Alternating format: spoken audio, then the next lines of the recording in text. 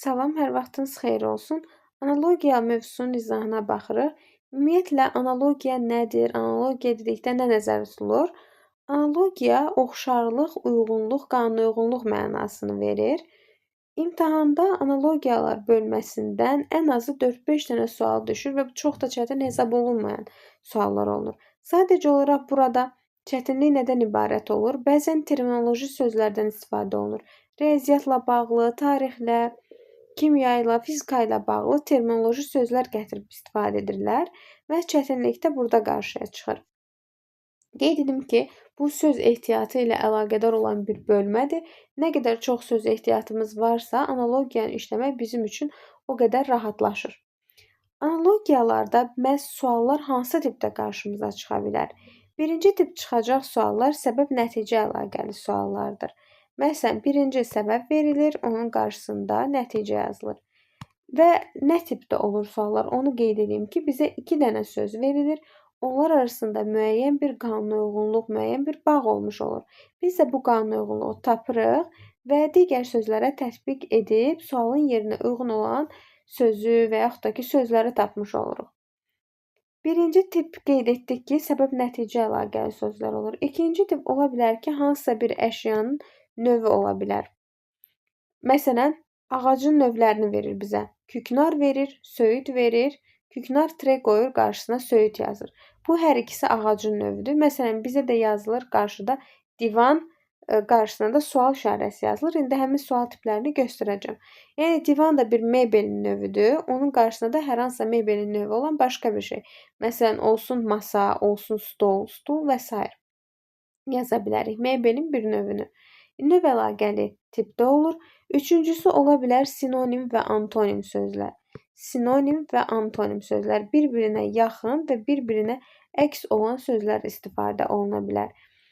İndi bunu sual tipləri üzərində daha aydın şəkildə göstərə bilərik. Məsələn, baxırıq birinci suala. Yazıb ki, zəhmət qarşısına verilib bəhrə, cinayət qarşısına sual. Bu nədir? Səbəb-nəticə əlaqədir. Zəhmət çəkirik və nəticəsində bir bəhrə əldə edirik. Cinayət işləyib, cinayətin cəzası nədir? Cinayətin nəticəsi bəs nədir? Cavabı dedim. Nəticəsi cəzadır. Cinayətin nəticəsi isə cəza olmuş olur. Ona görə də zəhmət çəkib, nəticədə bəhrə əldə ediriksə, cinayət işləyib, nəticədə cəza əldə edirik. Doğru cavab olur cəza. İkinci sualda məsələn, həkim resept yazır, prezident isə fərman imzalayır. Daha sonra üçüncü sualda insanın beyni, kompüterin də beyni informatikadan bilirik ki, nədir? Prosesor, mikroprosesor. Orada da insanın beyni yerində, kompüterin də beyni məhz prosesor hesab olunur. Beşinci suala baxaq. Fərqli tipdə sual nümunələrindən göstərək. Rəqs və yallı sözü verilib, şeirin qarşısında sual yazılıb. Rəqs nədir? Rəqsin qarşısına yallı yazmaq onu göstərir ki, rəqsin bir növü yallıdır. Yallı nədir? Rəqsin bir növüdür. Bəs şeirin bir növü nə olur? Şeirin də bir növü qəzəl olmuş olur. Şeirin bir növü misra deyil, heca deyil, qafiyə deyil, beyt deyil.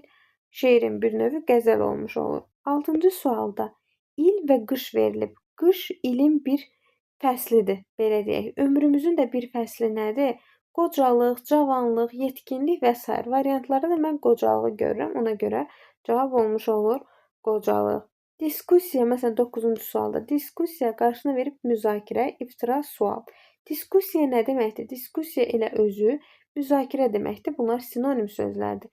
Bəs iftira? İftira isə böhtan sözü ilə sinonim olan bir sözdür.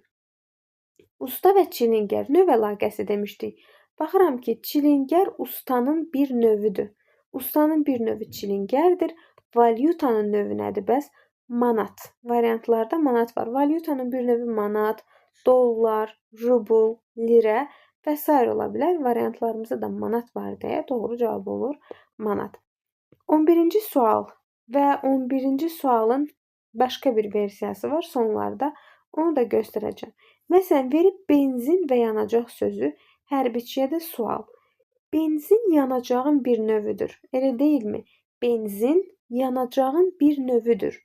Bəs hərbiçi nəyin bir növüdür? Müharibənin olmaz, döyüşün olmaz, batalyonun olmaz təbii ki. İnsanmı yoxsa əsgərmi? Bu tipdə 2 dənə sual var. Hərbiçi əsgərin növü deyil təbii ki. Əsgər hərbiçinin növüdür. Hərbiçi bir insan hesab olunur. Ona görə hərbiçiyə də insan götürürük. Amma burada yerləri dəyişik olsaydı, yazsaydı sual və hərbiçi, onda sualın yerinə insan yox, əsgər götürərdik. Niyə? Çünki əgər benzin yanacağın bir növüdürsə, onda hərbiçinin növü nə olur? Əsgər ola bilər, məsələn, leytenant ola bilər, müxtəlif rütbələr verilə bilər. Bu hərbiçinin bir növü hesab olunur. Amma hərbiçi əsgərin növü yox, hərbiçi insanın, belə deyək də, kobud mənada bir növüdür. Analogiyada qeyd edeyim ki, sualların, sözlərin ardıcıllığı mütləq şəkildə nəzərə alınmalıdır. Mütləq şəkildə sözlərin ardıcıllığını nəzərə almalıyıq. Məsələn, 12-ci suala baxıram. Futbolçu komanda. Futbolçuların çoxluğu bizə nəyi verir? Komanda və yaxud da ki, komanda futbolçulardan təşkil olunub. Bəs ağaclar çoxluğu nə verir bizə? Təbii ki, meşə. Meşə nədən təşkil olunur? Ağaclardan təşkil olunur. Sonra 14-cü sualda elm və riyaziyyat verib nəşrin də qarşısına sual. Riyaziyyat elmin bir növüdür. Elə deyilmi? Burada da növ əlaqəsi var. Riyaziyyat elmin bir növüdür. Bəs nəşrin növü nədir? Nəşrin bir neçə növ var da. Yəni kitabdır, jurnaldır, dərgidir, qəzetdir və s.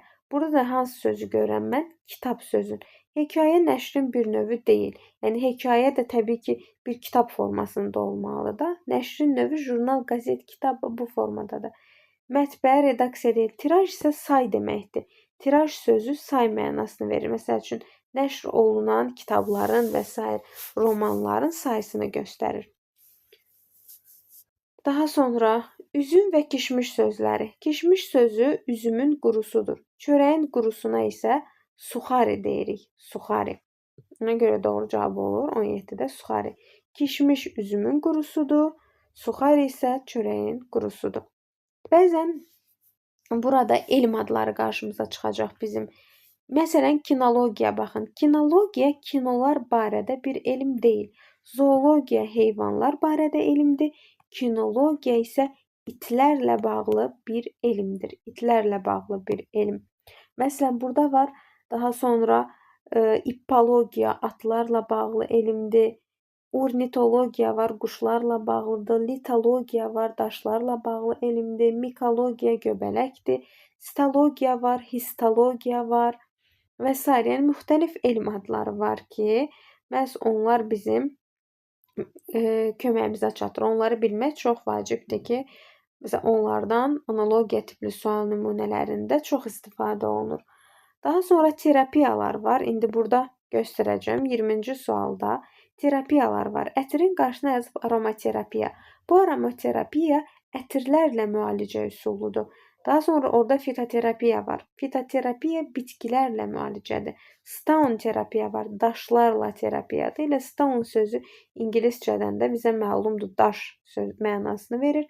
Daşlarla terapiyaya, yəni müalicəyə deyirik stone terapiya. Antibiotikoterapiyaya isə antibiotik vasitələrdən istifadə etməklə müalicəyə deyilir.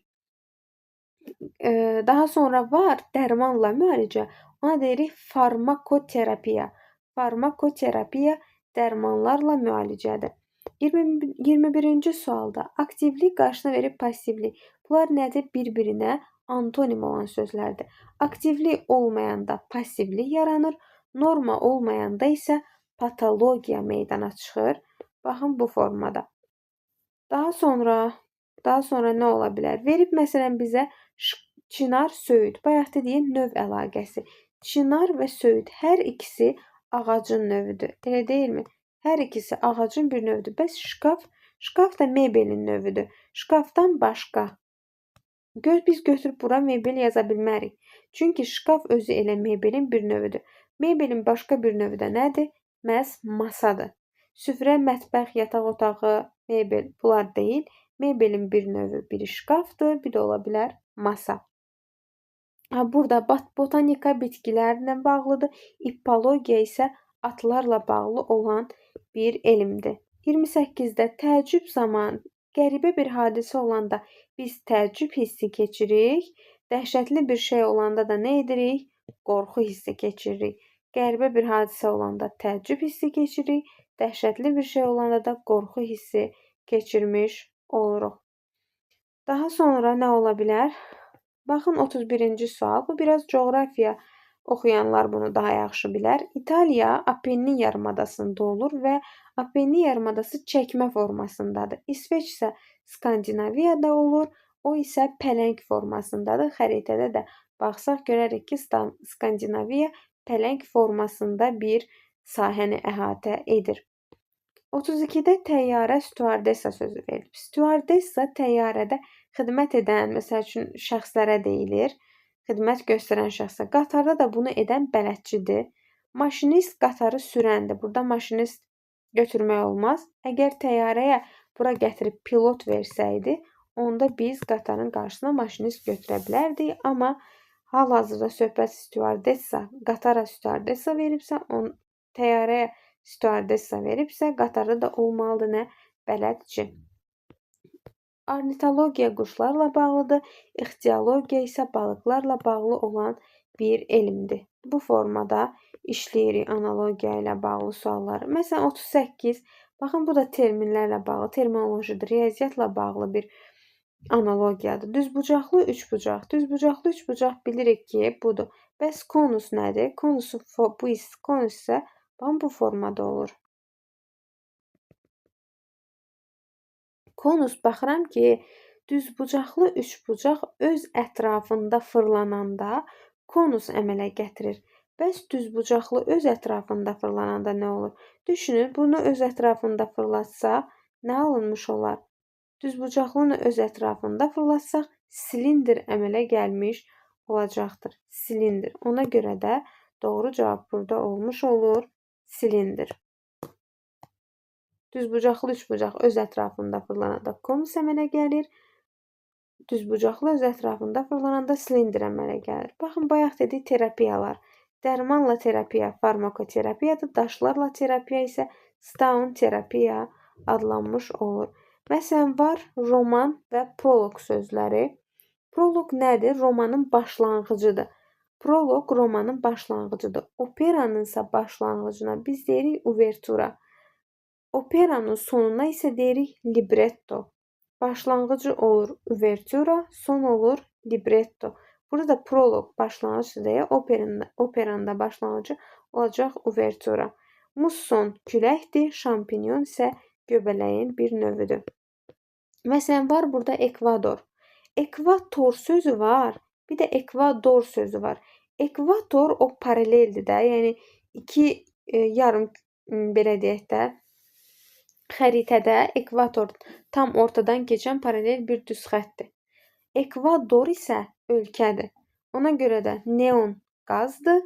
Ekvador isə D ilə olan ölkədir. Ekvator olsaydı paralel götürərdik.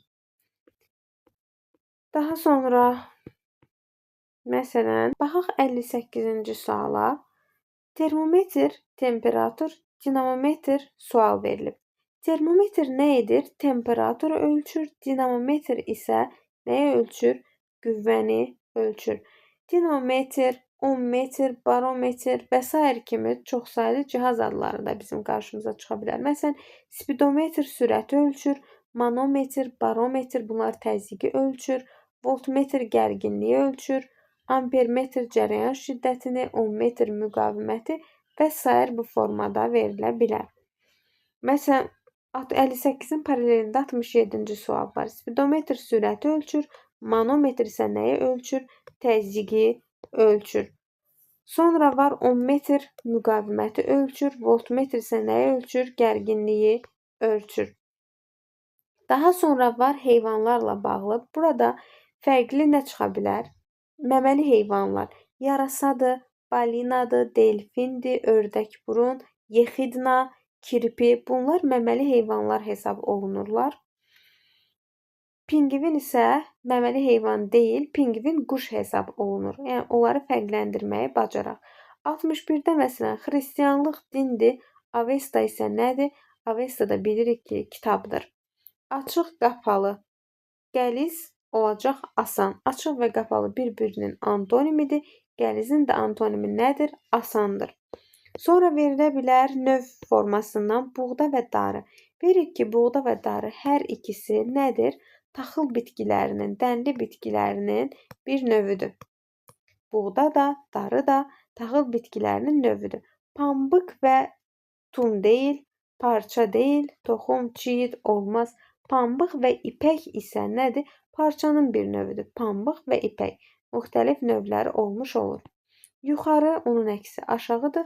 Analiz və sintezdə bir-birinə əks olan sözdür. Analiz hissələrə parçalayır, sintez isə o həmin hissələri tam formada birləşdirib öyrənir. Səhv, yanlış, nədir bunlar? Bir-birinin sinonimidir. Sabiq sözü isə keçmiş deməkdir. Sabiq sözündə sinonimi olur keçmiş. Daha sonra baxa bilərik. Məsələn, ixtiyologiya balıqlarla bağlı elmdir, kulturologiya isə mədəniyyətlərlə. Kivi sözü. Kivi sözü quşdur. Kivi bir quş növüdür. Tropik isə nəyin bir növüdür? Təbii ki, iqlimin növüdür. Tropik, subtropik, mülayim və s. Bunların hər biri iqlimlərin növləri hesab olunur. Məsələn, baxırıq 81-ə. Üzüm və meyvə sözləri var. Üzüm meyvələrin bir növüdür. Areal isə nədir? Areal şriftin bir növüdür. New Times Roman var.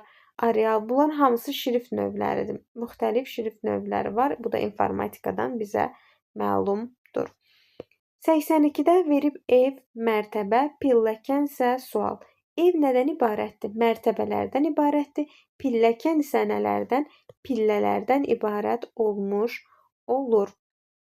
Baxın, o dediyim sual bayaq benzin yanacaq, hərbiçi insan sualının əksidir. Burada sualın yerini görürük ki, dəyişib.